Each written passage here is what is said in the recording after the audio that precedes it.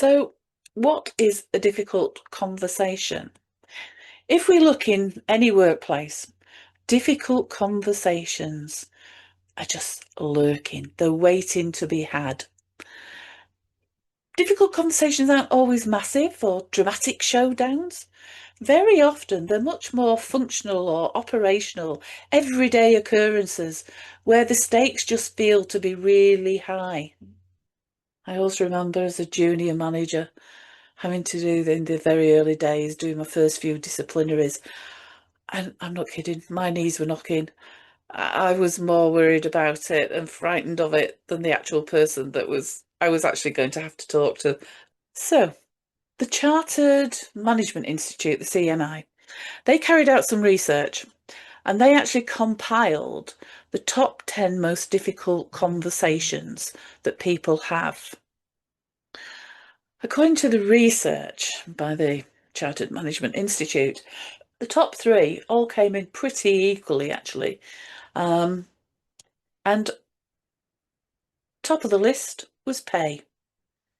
Pay was the number one most difficult conversation to have with somebody.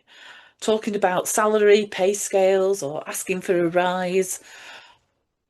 They, according to the research, were the kind of number one ultimate conversational mountain to climb.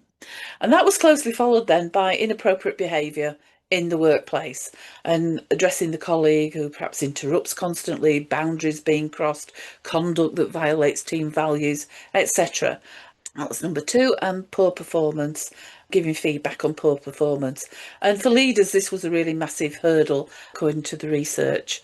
And really it comes down to feeling that you're the bearer of kind of bad news, and we don't want to hurt people, we don't want to hurt our team, we worry how it'll actually come across.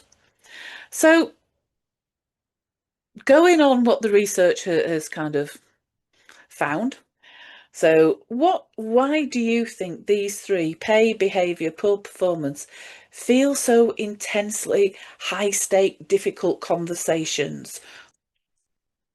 We have a vested interest in the subject and the people that we're talking to. We do care about them. And at the very least, our daily kind of peace of mind, if it's our team, depends upon these people. So tensions do run high because there's always something personal on the line when we're having these conversations.